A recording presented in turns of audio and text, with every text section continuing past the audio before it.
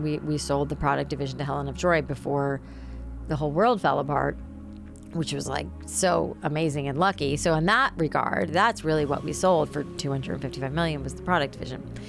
The stores, which were going to go in a different path of how we were going to sell them, went to zero because they closed, and so I mean they had to be, and so we were like total panic. What do we do? I'm Sammi Cohen, and this is Social Currency, a podcast that unpacks the stories that are shaping business, culture, and the intersection of the two. What happens when you turn a simple idea, a blowout bar, into a $255 million brand that reshapes an entire industry? My guest today, Alli Webb, did exactly that. In 2010, she launched Drybar and created a whole new category in beauty. Investors thought she was crazy, but within a decade, Drybar had gone from a scrappy startup funded by her life savings to hundreds of locations, a best-selling product line, and an all-cash acquisition deal. But Alli's story doesn't stop at the exit. In the years since selling Drybar, she's launched new ventures, and most recently, she's returned to her roots with Messy, a new haircare line that celebrates imperfection and authenticity, and it just landed in Sephora. In this conversation, we go behind the scenes of scaling Drybar, surviving the pandemic as a salon founder, and navigating the personal toll of building a business. We also talk about what it feels like to sell your life's work and how she rebuilt her identity as an entrepreneur. This is Alli Webb's Social Currency. Alli Webb, welcome to Social Currency. Thanks for having me. So I want to start, of course, with the Drybar of it all. When you launched Drybar in 2010, you were essentially creating a brand new category in the hair care industry. What was the exact moment you realized that there was this massive opportunity in that space? I had moved from New York City to LA when months before my first son was born, who's now 20. But I had been a hairstylist. I went to beauty school when I was like 20. So I'd been a hairstylist most of my life. And when I moved to LA and I had my boys, I was a stay-at-home mom, which I thought was like the coolest, greatest thing, which it was, but after 5 years of doing that, I was like, oh God, like I love my boys and it's hard, and I just missed being out in the world and in the workforce. And so when my boys were probably, I would say like 1 and 3, maybe, I had this idea to start, when I was cutting hair, I always loved getting through the haircut to do the blowout. I just always loved that part of it more than anything else. And so I decided, it seemed relatively easy to get a little mobile blowout business, meaning like I would go to people's houses and blow out their hair. Women would do it. And I was just really anxious to get business so I could get out of the house for a couple hours and get away from my children. I got very busy very fast. I'm pretty good at hair. So I would do these women's hair. They love it. They tell their friends, and it just like grew.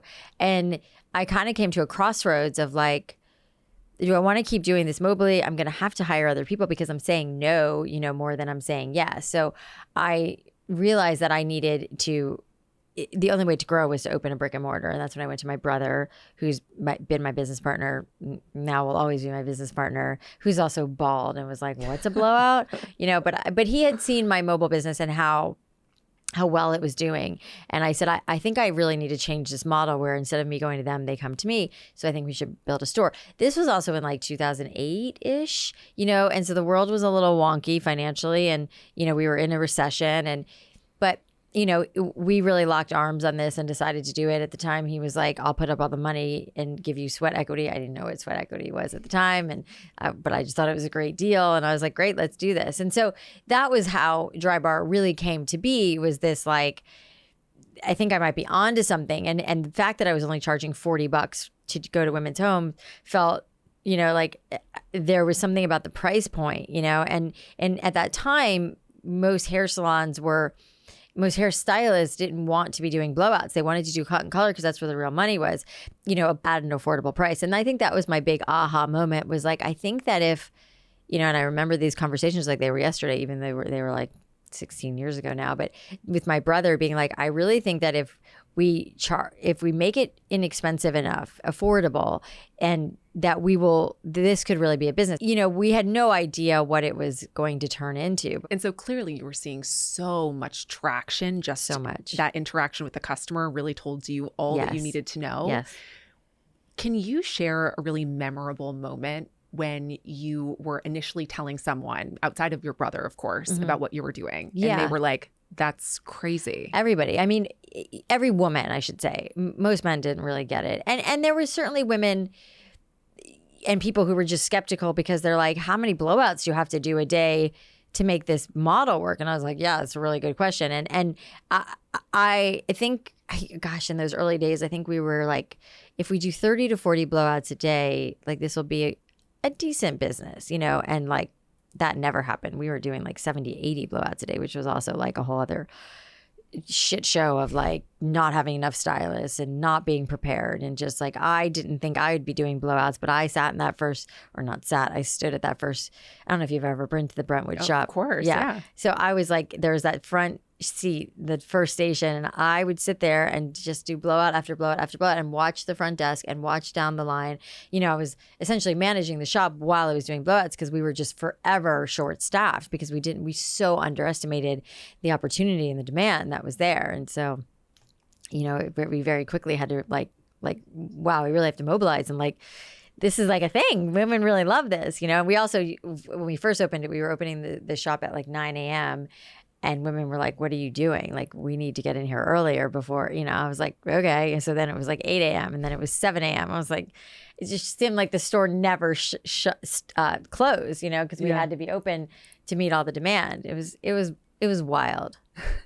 So in those early days, you had mentioned that your brother put in some initial capital, but this wasn't a business that raised venture capital funding out of the gate. You didn't have millions of dollars when you were starting, right? No. So I would imagine that you had to be pretty scrappy in the early days regardless. Totally. So what was the scrappiest thing that you had to do in those early days to make it work? And any, you know, entrepreneur knows this. It's like first of all, you're doing every job and you're not paying yourself for any jobs. You know, I think that's like when I think about like the scrappiness, it's like the hours and hours and hours that I clocked on the phone with like the cosmetology board, with like, it's like trying to figure out what kind of licensing we needed because we weren't cutting hair. But turns out you actually, you know, in order to just blow dry or even touch hair, you have to have a license. But there was, you know, it's such an antiquated like system and it's like a government run. It's just, it was a lot, but it was like that at every turn. It was like every single thing trying to like get towels, like how many towels are we going to need, get air conditioning. I mean, things that like aren't sexy and you don't think about when you're thinking about this business, but like we're pumping in heat all day. So how do, you know, and like when we opened our first location in the Valley, which was actually our second store in Studio City, and Studio City, as you know, gets so hot. Yep. So the air conditioner issues we had at that store were crazy. I mean, it was just like the cords and the blow dryers weren't long enough. And I didn't want, the way the shop was set up, like I didn't want clients to be turned because, as you know, I think there was the flat screen with the TV. So turning a client, first of all, I didn't like aesthetically the way it looked. And also they couldn't then watch the TV. I'm like, so we need cords, blow dryers with longer cords, and nobody made long.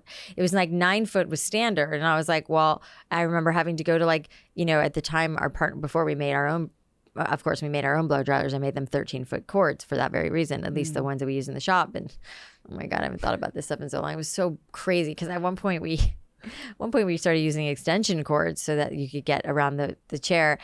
And that you can't do that because they rub. I didn't know this. And one time, like one sparked, and I was like, "Oh my God, we need to make." I mean, shit, you would never think about. But when that was part of it. It was like there's just all these things that you don't know until you're in it, and you're like, "Oh my God, like how are we going to deal with this?" And it was just thing after thing after thing, and like the phones are historically a story that I've told quite a bit because. You again, logically, you think you have a phone in the store so people can call and make appointments. But as you know, Drybar was always bananas and always so busy, and blow dryers going and music playing that was so loud in the store that if someone was calling on the phone and you're, you know, at the front desk, you're constantly checking people in and out. How the hell are you going to answer the phone? And we were like, what are we going to do? I remember that first like couple of weeks, I was like, just don't answer the phone, let it go to voicemail, which is a terrible way to run a business. But I was like, what are our options here? Either we answer the phone and give a bad experience to the person standing in front of us, which arguably was more important if you had to choose, so I was like, well, shit, we need a call center. And like, a call center, like, I don't want to be in the call center business. But then it was like, well, we hired a couple of girls to answer phones from their homes, which again, not ideal, but better because it's quiet, where they could like pick up the phone. So, eventually we would have a huge call center. When we had 150 stores, there was like people answering the phones not from the shops, which also didn't make clients very happy because you couldn't just be like, hey, I'm running late. It was like you knew you weren't talking to the shop. And so that was it's just like I could go on and on, but there was just things you just couldn't foresee, and then the booking system, and we thought everything was going to be walk-in, and it turned out to be very appointment-based, not walk-in. And that was a disaster too, because women would walk in and be like, oh, I'm here, can I get a blowout? And I'm like, well, in 3 hours, maybe, because we were so booked. And then people would get mad. I'm like, trust me, I want to get you in. Like, I would pull out, like, this is terrible, but I would pull out like a stool and plug in a blow dryer to the wall.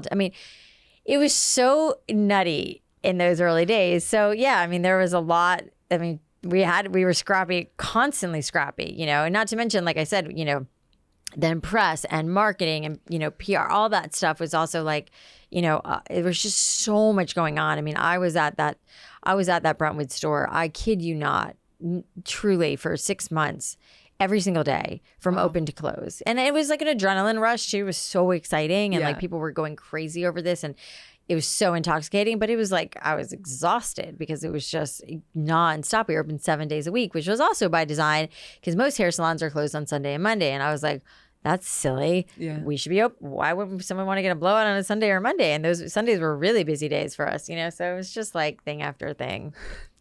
So clearly, from your head spinning now? Do you have a headache? Hearing all that? No, I love it because I love talking to founders about the unsexy, especially when it comes to operations. There's so much and that so you don't much even of think it is about. unsexy. Most of it is unsexy. Yes, of course. Yeah. Of course. People think of the beautiful marketing, branding experience as a customer when you're sitting in the chair, which is how it should be. Yes, but what you don't think about is the air conditioning and having issues with that because it's just too warm and everything that you just went into. Yeah. So I want to talk a little bit about the business side. Sure. So you started franchising Drybar relatively early on because there was so much success with the corporate owned model.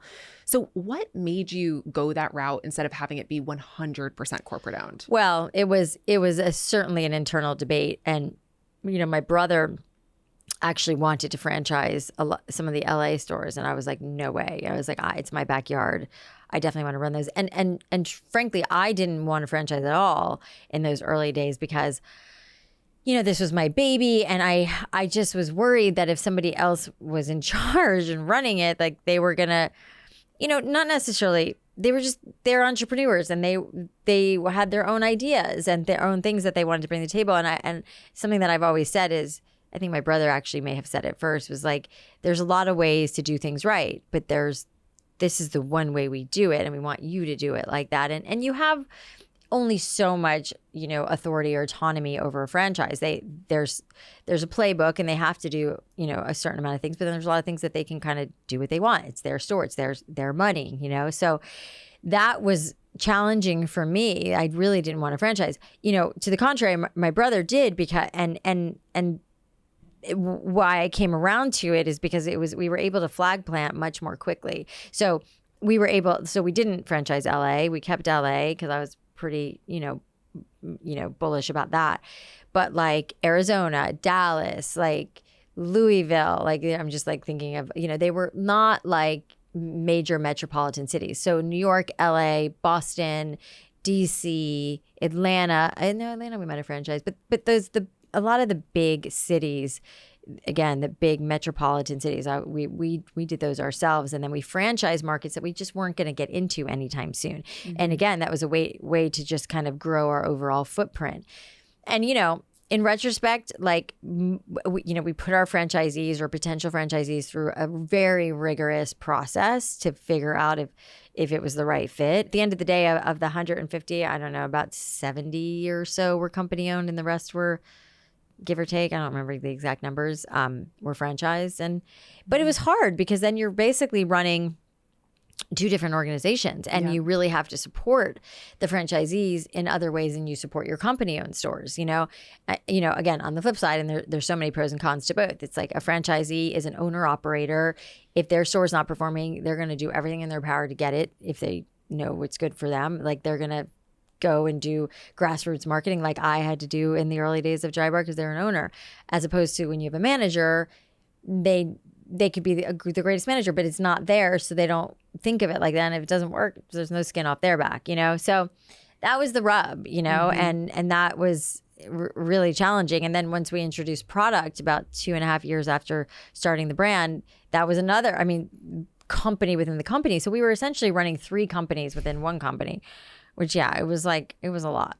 And I want to get to the product, but first, a question, because you had these franchisees and they were opening in markets that were obviously approved by Drybar. Yep. Did you ever open a market that didn't work out for some reason? I remember there was also, by the way, there was also a major ramp. Like there was so many people who wanted, we had hundreds of requests, if not thousands, for people who wanted to open. And just to back up a little, even when we were opening our company-owned stores, like it was wild. Like how I just explained to you how Brentwood took off, was crazy.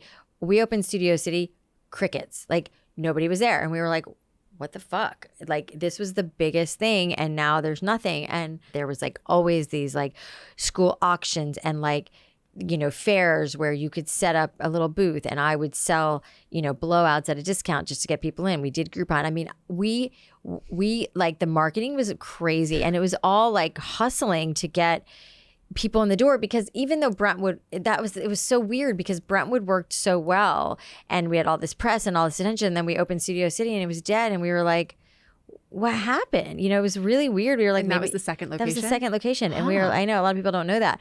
And we were like, well, shit. And then eventually worked. And like, I pointed out because these things they can take time to ramp. And yet we had so many people wanting to franchise, and so we really developed like a playbook of like all the marketing stuff, and like we would go give like our co-tenants blowouts like to the managers of those shops. They'd be like, hey, give out blowouts when somebody spends money, whatever.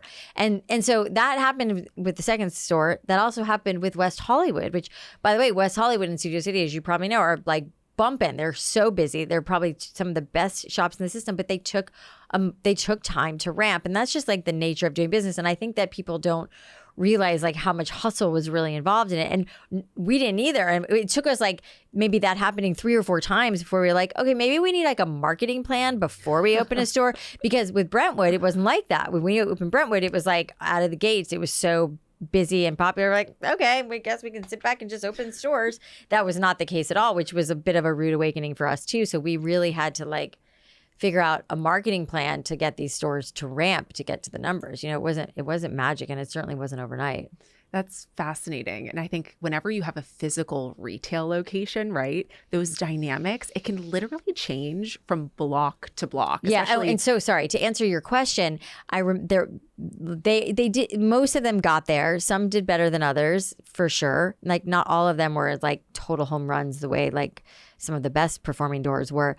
But there was one particular location in Long Island, and honestly, I don't even know if it's there anymore. I think a few of them have shut down, but I sold it almost 6 years ago, so I don't know. But and I don't really follow it, but for my own sanity, it's a whole other story. But there was a store in Long Island that we opened it. And again, having no New York City, I lived in New York City for 10 years. I understood New York. We had a lot of friends in New York. It was, again, we kind of knew where to go. And we were never on Main and Main. We would be like, our first location in New York was off of Fifth Avenue, but on 16th, I think it was 16th Street, but it was like off 16th Street, not Fifth Avenue, because we never could have afforded the rent.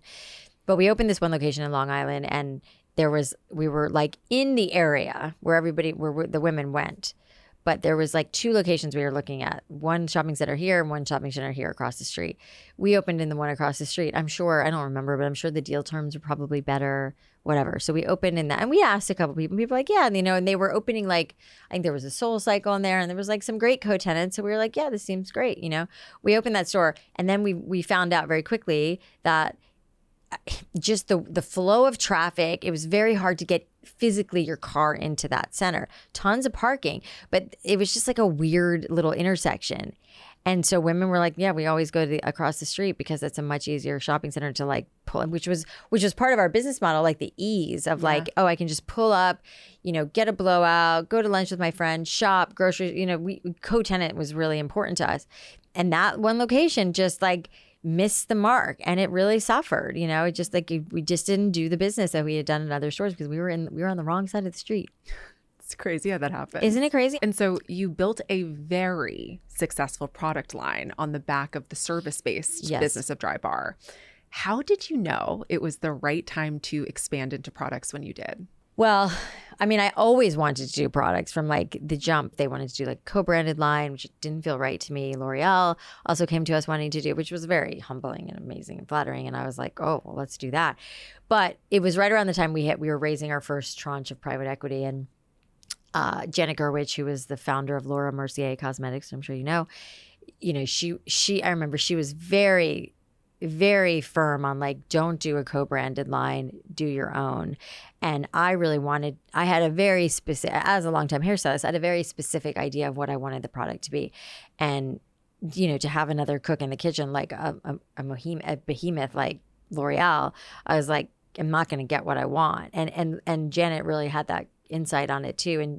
And Janet had so many relationships because of the success of Laura Mercier that she knew the CEO of Sephora. And so she introduced us to them. And at the time, Sephora's footprint of hair products was very lean. I think it was like Living Proof and Bumble, and like hair wasn't a huge category for them, not anywhere near what it is now. But she made those introductions and she introduced me to the best labs. And so we knew that I knew, I mean, I think we only like earmarked $1 million of the first 26 million we raised for products. But I was like, I did not know that it would turn into like this big thing that we would eventually sell for millions of dollars. But I just knew that what I wanted out of, and I knew that I wanted to create products that like really helped you get the best blowout and helped it last as long as possible. So that was like the lens that I was looking through, but had no idea it was going to turn into what it did. When did you start selling the product? Was that right away at the same time? Oh no, it happened together. Okay. I wasn't using the products and then started selling them. It all happened at once. Got it. So, but I was using our stores and our stylists to like test product, which was amazing because I had this like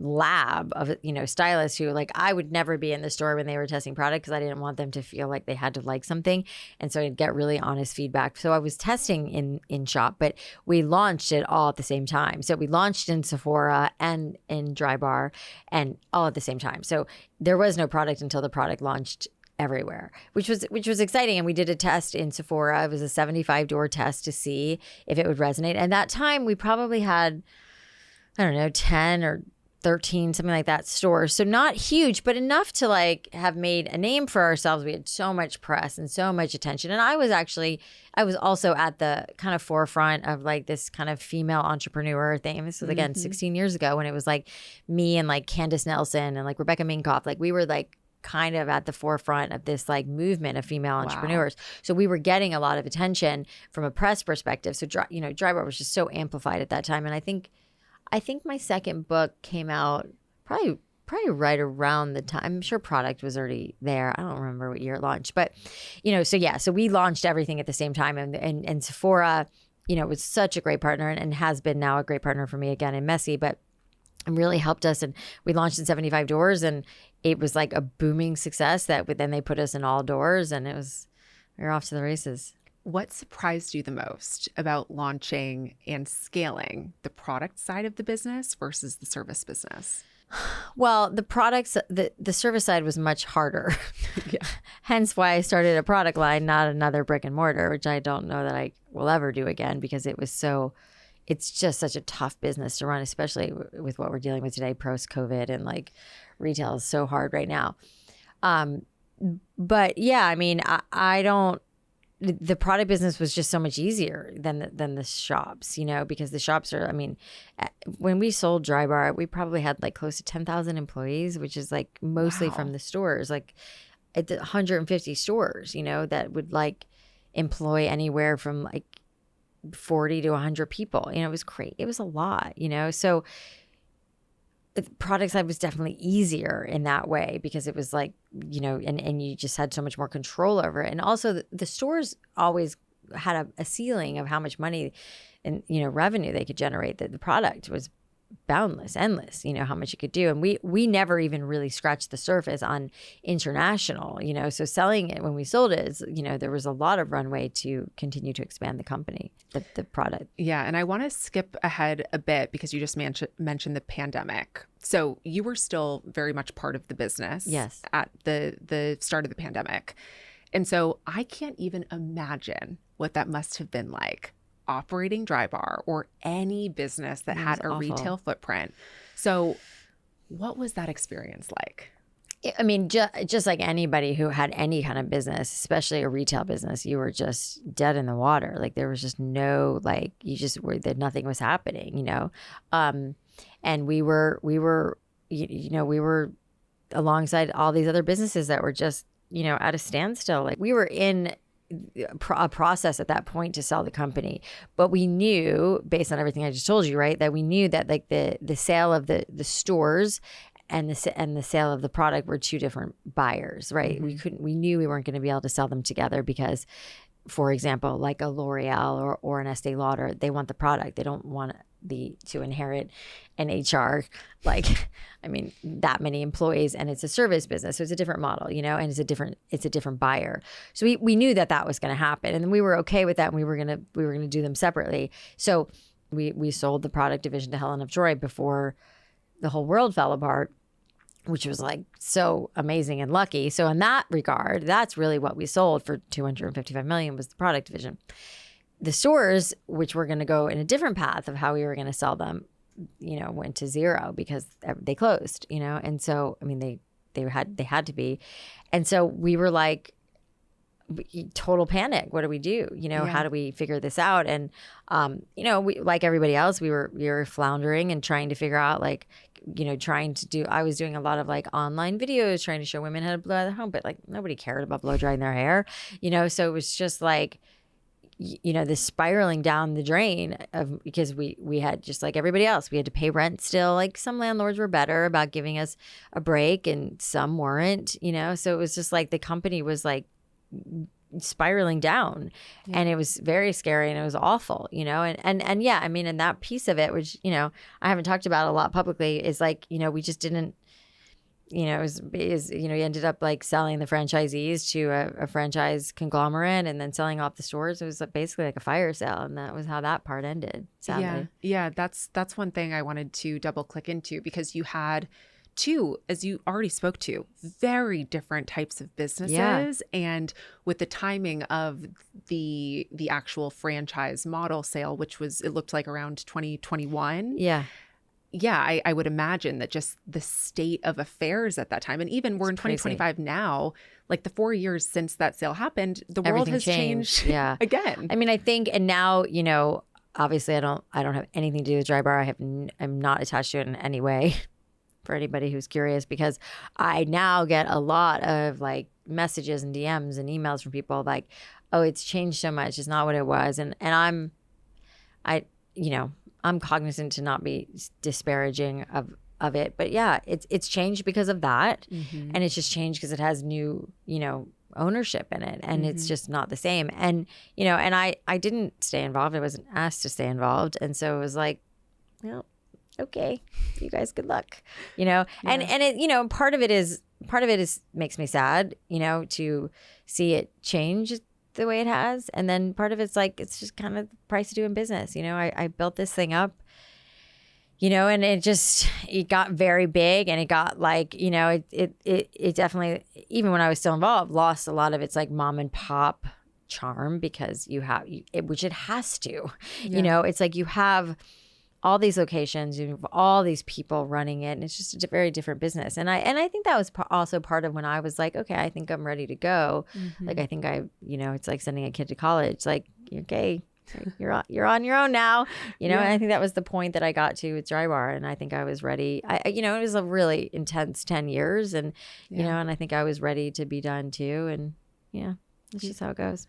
And you've spoken very publicly about this transition of your life because, as you said, you spent a decade building something from the ground up, quite literally your blood, sweat, and tears. Yes. And when that chapter ends, I'd imagine it can be very disorienting. Your identity is tied into the company. So much. And it's almost like there's this new chapter that starts where you need to decide or figure out who you are without that company 100%. In your life. Yeah. So what has helped you to find this new path that you're on and get that new refreshed wave of inspiration to get back into the business world? Yeah, I mean, it was definitely a massive identity, very disorienting, and it's funny when I talk about that because I'm always really sensitive to the fact that, people who are like, oh, you sold your business for $255 million, like boo-hoo, which, by the way, I didn't make $255 million. Just, I feel like I say that because people don't understand that. It's like when Rode just sold, I'm like, 100%. She didn't make $1 billion, people. Like, and not anywhere near that, 1,000%. And for people who are listening, just as a high level, there are investors in the company. You said already on the podcast, you had private equity that invested. And honestly, partners. And if you Google me, because of course I've done it to see it's what is out there about me is not true. And the equity I owned in Drybar when we sold it was very small. And listen, people always ask me, what's your biggest regret? What would you do different? I would have had more equity at the end. And it probably couldn't have been helped in the, without getting into the whole thing, the way we needed to grow fast. And it was the conversation of owning a smaller piece of a bigger pie versus a big piece of a small, it's very real, So I learned a lot, but, it wasn't like what people think. So I just like to clarify that because I think, again, people are like, oh, she's going to go live on a beach somewhere. It's not quite like that. But anyways, there was a lot of identity, holy shit, who am I? What's my purpose now? What am I doing? What do I do now? And that was very real. Yeah. And we were in COVID too. So it was like all of us, I think we were all feeling gosh, what happens now? And so there was a lot of things that had unraveled right around that time in my life. My first marriage to my first husband, who was my co-founder in Drybar, who was the brilliant, branding genius behind Drybar. We had divorced. My mom had just died. My then 13-year-old son went into rehab. It was not only did I sell this company and lose who I was, I had a lot of shit going on around me that was very painful and very hard, which again, in juxtaposition to oh, but she just sold her company and has all this money, which, so it's it was a really hard time. And a lot of personal stuff had really bubbled up that I was dealing with. And so those first couple of years, I was really in dealing in the throes of all of that. And that was kind of the impetus for writing my book, The Messy Truth, which was, I always knew that I was going to write a book about my experience of building and growing and scaling and selling Drybar. I think what I didn't realize I would do was to really weave in the personal stuff and the reason I felt compelled to do that was because, there's so many business books out there that talk about this, but I felt like I want to tell my story here too and show that it's not all rainbows and sunshine, that it is just like any, and again, I'm also sensitive to the fact that everybody is going through something. Everybody's struggling with something. This just happened to be mine. I just happened to be a little bit more in a small spotlight, because of this company that I had built where it looked on the outside like everything was amazing and glamorous and cool and, all this money and blah, blah. It just wasn't the truth. And my life was really hard at that time. So I started writing this book that was that took me a long time. I had a ghostwriter, but it took me a long time to really get it all out. And if you read the afterword, that was rough. It was I'd spent 2 years working on this book. I'd, fallen in love again, got married. And then, literally at the 11th hour, you can't make this shit up. I mean, my marriage fell apart and I was I had to go to print in a few weeks after that happened. And my agent and everybody around me was you have to put this in the book. And I was I don't want to put it in the book. It's so embarrassing and, and so awful. but I did. And I wrote that. I mean, that afterward was such a like, teary, like, so sad. And it's funny looking back at it because like, I just don't feel that way anymore. And I'm so over it. But that's what was happening, and so I wrote this book, and that was really, and then by the time I was doing my book tour, I was like, literally just had to like pull myself off the floor and go out and do a big tour. At the time, my assistant, who was amazing, I was like, I don't really care, like, you do it, like, figure, not that, like, I had to show up, but I was like, I don't care what we do, like.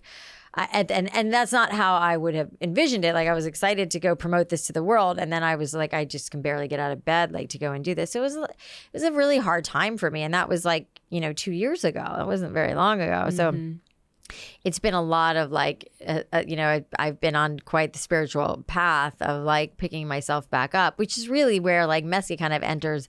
The product line enters the picture because I'd written this book. It was very well received. It hit the bestseller list and women seemed to really love it. And so that kind of started to give me a little bit of a pep in my step. And like that really helped me kind of get to the next level. Yes. And I want to dive Sorry, even deeper into Messy. No, I loved it. I loved giving a keynote right there. But before we get into more of the Messy, and you've spoken a lot, and you also wrote about this a ton in your book, about the fact that you scaled this company with your now ex-husband.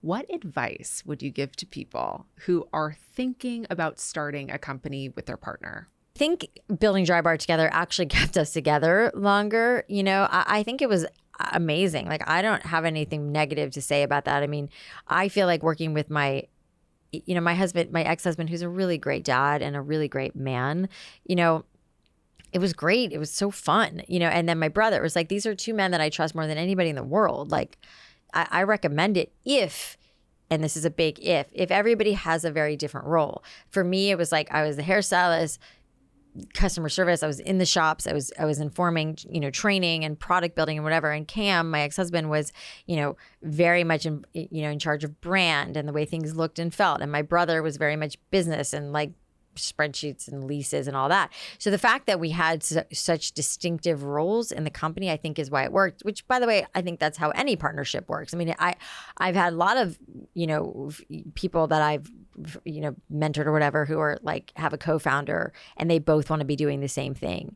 And that's just very hard. Whereas like if you have a partnership where everyone's very clear on their lane, and doesn't mean you don't overlap, of course you do, and in a healthy way. And there should be and always was with us like a healthy rub of like, I don't know about this, I don't know this, but ultimately whoever's kind of area of expertise is the one who would ultimately make a decision on that. So I think that's the key to any great partnership. So the fact that I was like, had my ex-husband involved, that wasn't hard. I mean, our marriage wasn't right, probably from, I got married very young. I mean, you said you just got married, and I don't know how old you are, but I got married when I was like 27. You just don't know who you are. My hot take is you should not get married until minimum you're 30. I'm 33 and I got married at 31. Yeah. But you need to know who you are. I mean, I was so in a rush to get married. I wanted babies so badly. And, Cam and we did have this like great, we met in New York City. We had this great like love. And it just, by the time we got married, I was like, oh, maybe not. And he was like that too, but we went ahead with it and we wanted to get married and I wanted to have kids and, and listen, I don't regret it. I'm obsessed with my boys. Like, we built Drybar, like it was all great, but it wasn't the like love story that I had hoped for. And, I thought my second marriage was that too, which I guess that kind of advice, I was 45, I think, when I married my second husband, and that didn't work out either. So I don't know. I don't know that I have good advice for that. I mean, it's a journey. It is a journey. I also believe there's no perfect person for you too. I believe that too. And I also really believe everybody comes along in your path to teach you something. Mm-hmm. And I learned a great deal from both of my marriages. And I wouldn't do it any differently. Mm-hmm. I mean, I really have no regrets. Yeah. So after the Drybar era ended, you did get involved with a handful of other companies. Mm-hmm. What was one of the biggest takeaways from starting or being active in companies that were outside of the hair care space? It's a good question because it really points to the advice that I give to people all the time that I don't think I really took for myself, which was like, any business that you do should come from a place of real authenticity and something that you're really passionate about. The other businesses that I've got involved in aren't bad businesses. They're great businesses, but they're just not my personal passion. You know, zoom out and see like, oh wow, like, you know, I'm really good at what I'm good at. I mean, I think I'm good at being able to like, you know, look at a business and tell you what I think is working and what is not working, and from mentoring. And I do really enjoy that. But like to run a business and to be in a business that's not something I'm particularly passionate about or good at, it just doesn't work as well as like, and again, seeing how, you know, how the energy I have around Messy and growing this and that it's really my baby feels quite different. It really feels like it felt when I started Drybar 15 years ago. I can tell when you talk about Messy, you literally light up. I love it. It's really cool to see. Oh, thank you. I mean, I'm obsessed with it. You know, it's like, and it's just so organic and authentic the way it came about. You know, it's like, you know, and nobody is more surprised than me that like I was like such a blowout girl for most of my life. And so to have discovered this and to like embrace and love my hair more than I ever have is like wild and amazing. And I just want to like scream it from the rooftops and like help other women like embrace that too. And so speaking of Messy, and I love that it's truly in many ways, on paper at least, the antithesis of the blow dry, which is just also such a great narrative and arc for you too. I know. As a founder who exited this wildly successful company in a space and now you're back in that same industry, but taking it almost the polar opposite angle. I know. I could never have predicted this. Yeah. Yeah. So I think we've covered what the reason why you got back into this space, but I'd love to hear from you.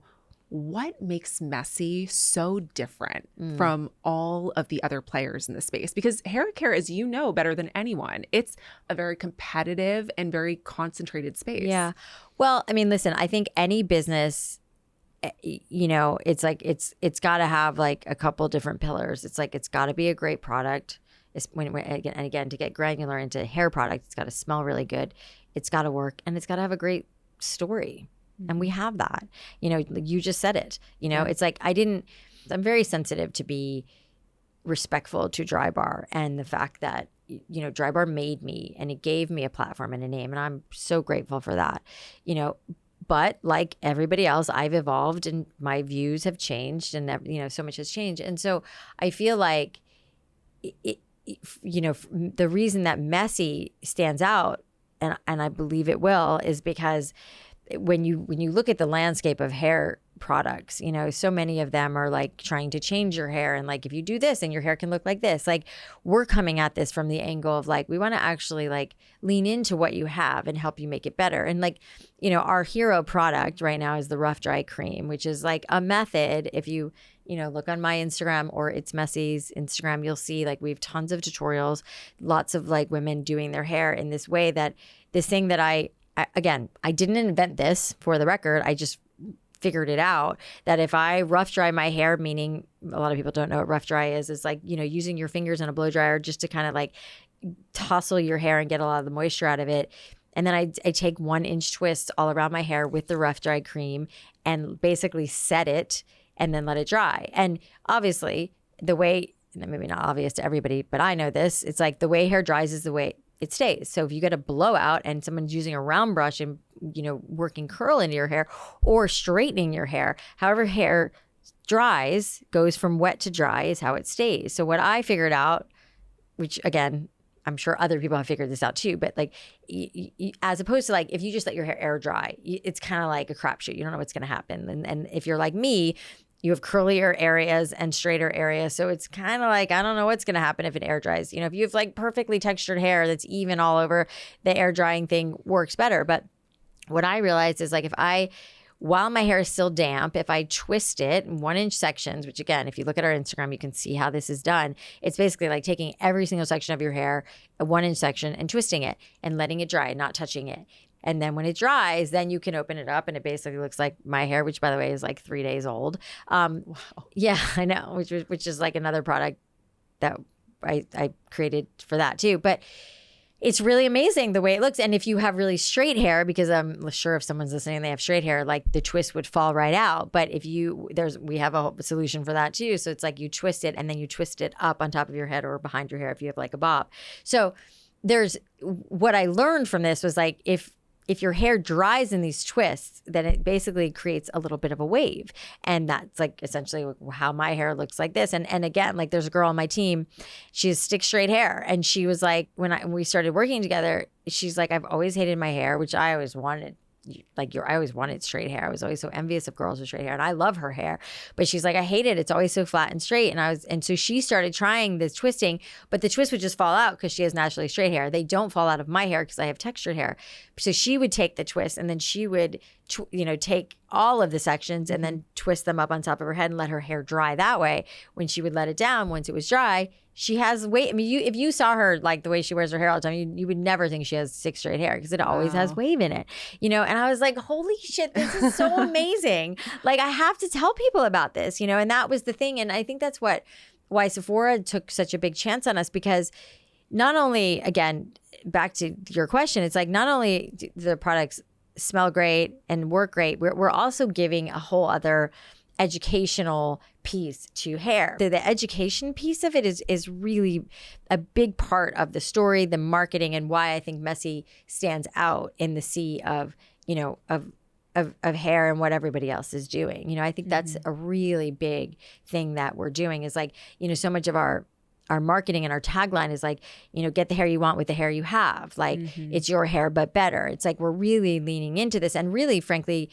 the spiritual side of it for me is like giving women permission to not have to have perfect hair and to like embrace the messy. It's like, my hair right now looks a little messy, but it's also looks great. It looks cool, right? Like, I mean, I love it. And people, I get stopped all the time about my hair now. And I'm like, this is so crazy, but so that's the big pillar. And like and it's, also like, because of everything I've gone through and because of like the spiritual journey that I've personally been on, I felt really compelled again to like really lean into that. So every product has a mantra on it, which, I brought you the product line, so you'll see. It's like the rough dry cream is I am enough, and then like one of the other products is our overnight repair serum, which is a really beautiful serum that goes into your hair. And we put it in this beautiful glass bottle. So you put it next to your bedside because I want you to put this in your hair every night before you go to bed.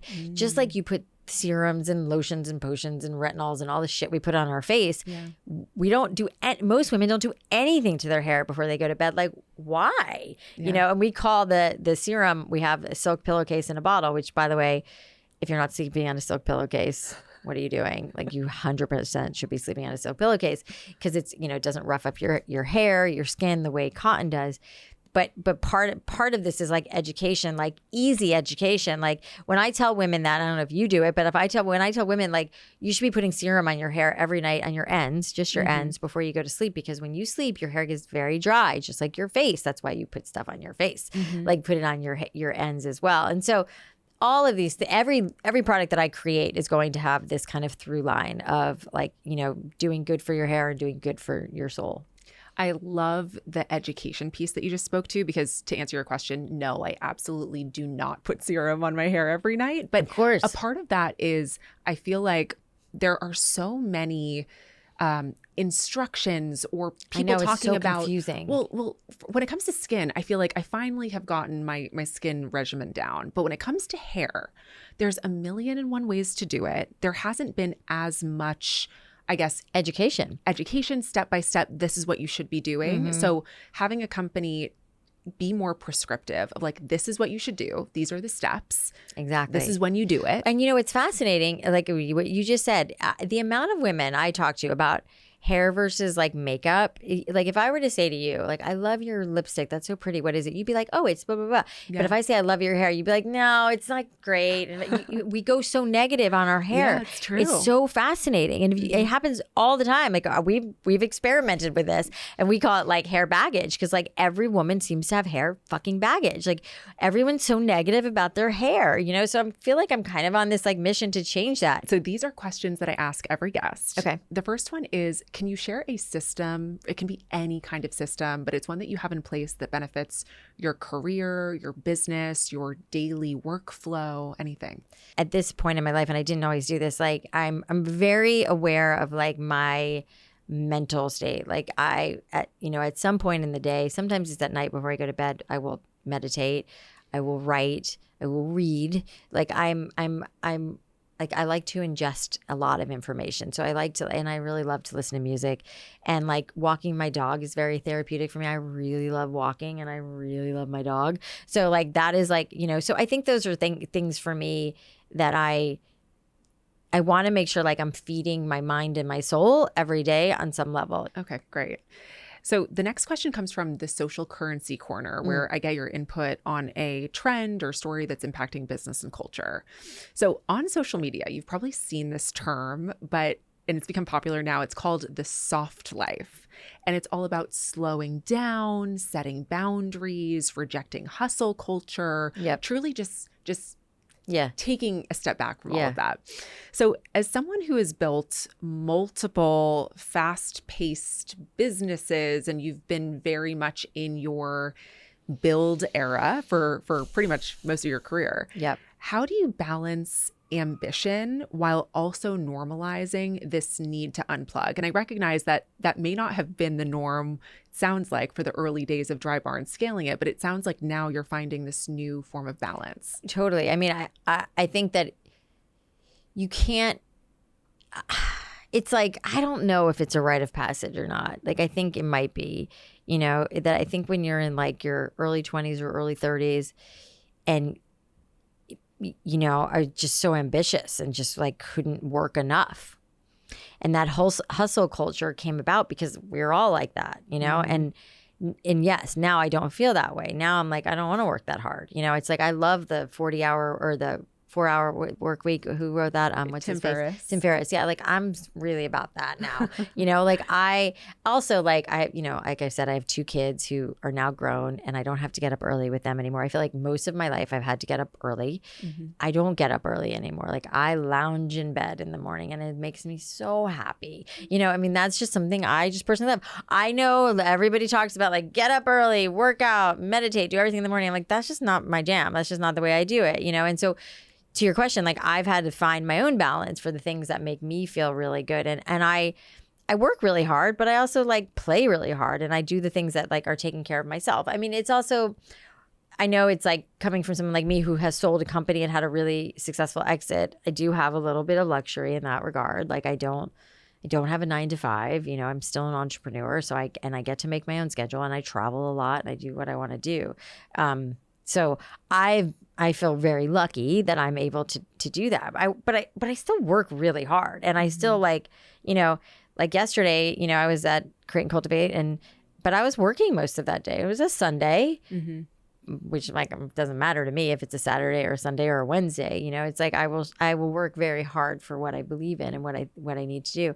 But I also have a really amazing team around me that is doing a lot of the stuff that I don't like doing and I'm not good at. And not only have I earned that, like I knew how to form a company to maximize my brand. Like I would never, like I've referred to Elizabeth, the president of our company, who's launched a lot of successful Sephora brands. Like, we purposely hired her for that. It's like, and we brought in our old head of operations from Drybar to help with the supply chain and all of that. It's like everybody, and our head of marketing is brilliant. Like, we have these great people who are really good at what they do. And I'm very involved, but it's again, their lane and they're doing that. And so I don't have to be doing every single job all the time and working myself to the ground. Having the hindsight that I have and what I've learned about running a business and how to not kill myself in the process. It's really beautiful. I love it. I'm so happy that I have this amazing team around me, that, and now like they understand me, I understand them, like what's important to me, what's not important to me, what they can run with, what they can't, So They're like, we will not be slacking Alli. We will be texting her. Yeah, I mean, I don't know what else they do, but they don't slack me. I'm pretty sure they're all on Slack. I think they're all on Slack. I don't know. I don't care. Like whatever you guys want to do, but text me. Okay, let's end with a listener question. Okay. This one comes from Sasha. Hi, Sasha. She said, I'm 32 and feel like I'm behind on finding my thing. I see other people who seem to have found their passion early. How do I stop comparing myself and start taking action on ideas I'm scared might not work? Oh my God. I love this question. And Sasha, like the compare is despair, like compare is the thief of joy. There's like all those, those exist for a reason. It's like that question is so beautiful because she answered her own question in her question, right?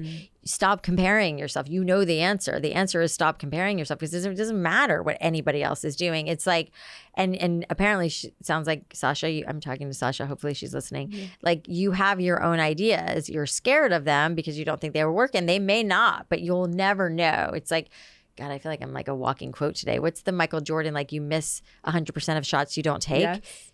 Who knows? I mean, a lot of people would have told you Drybar wasn't a great idea. It's like, who knows? You just never know until you try. So you've got these ideas, like get out of your own way is what I would say. It's like, it doesn't matter what anybody else is doing. And there's always going to be people doing something, that you view as better than what you're doing, where really if you can turn that around and be like, let me learn from that person. I do it all the time. Like I'm always watching other businesses and other founders. And I'm like, that's interesting. I'm gonna take that. I'm gonna use that in maybe my own iteration, But like even like what I said to you earlier, and you're like, oh, before we started the podcast, when I was like, I don't want to talk until we start recording because I don't want you to miss. I don't want to miss like a good moment. And you're like, oh, I'm gonna take that. Yeah, please, But like if we think about it like that, instead of coming from this lens of like competition, it's like let me learn from these people and then do my own thing, Oh, yeah. I do that all the time. Yeah. I call it like ripping off and making better, or by making better, I mean just making it my own. Yeah. Making it your own. Yeah. Yeah. Because it's like, listen,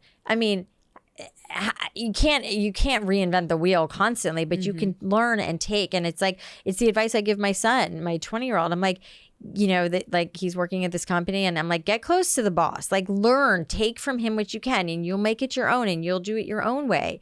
I mean, that's how the world goes round, Totally. Alli, thank you so much for joining me today. It's so fun. I loved this conversation. Yes. I am going to link everything to you and Messy, of course, in the show notes. And what I have really appreciated about this conversation is just your honesty and transparency is so refreshing. Thank and you. We desperately need more of that, especially what we were talking about before around the headlines of what you've experienced. It sounds beautiful, and it is beautiful on paper and in reality, but there is so much that's happened behind the scenes. And I just am so thankful for people like you who share the full experience of what it means to grow something. Yeah. I mean, it's like, I thank you for saying that. And it really feels like near and dear to my heart to, to show the struggle. I mean, it's really like, if you can embrace it, it's like, a lot of the things that the spiritual books and things that I read are like, it's not, of course, there's always going to be struggle. Nobody gets out of that, but it's like, how do you deal with the struggle? How do you not resist it so much and just know it's coming? It's like what you do with it and how you respond to it is really where the gold is. And that's why I'm really open and transparent about it. I love that. Thank you. You're welcome. Thank you so much for listening to today's episode of Social Currency. I've been wanting to launch this show for so long. I can't tell you how excited I am to do this and how thrilled I am that you're actually here listening. It means the world to me. If you liked what you heard today, please rate and review the podcast because it massively helps to support the work I do to bring the show to life. And if you want to keep up with the hottest business lore in real time, follow me on Instagram at Sammi Cohen Talks and subscribe to my newsletter, Social Currency, which is linked in the show notes. Social Currency is a production of Social Currency Media and Money News Network. The podcast is hosted and executive produced by me, Sammi Cohen. Social Currency is produced by the Money News Network team. See you next time.